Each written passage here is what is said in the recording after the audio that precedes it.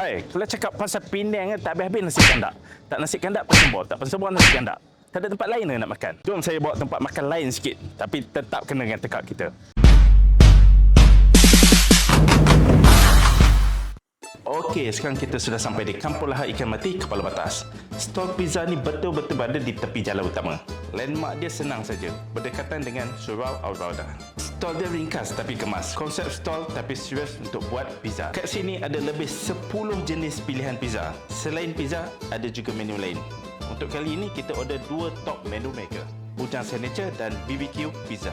Yang paling best kat sini adalah pizza dibuat fresh bila diorder. Mana kata bukan pizza yang dipanaskan semula. Okey, lokasi di mana bang? Lokasi dekat Kampung Lahar Ikan Mati, Kepala Batas.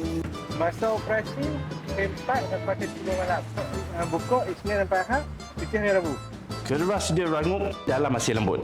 Topi memang tak kedekut. Untuk harga dia memang berbaloi. So, untuk yang nak cari menu lain selain nasi kandak, jom kita cuba pizza dekat sini. Harga mesti poket, boleh cuba dah support bujang pizza ni. Di Kampung Lahar Ikan Mati, Kepala Batas.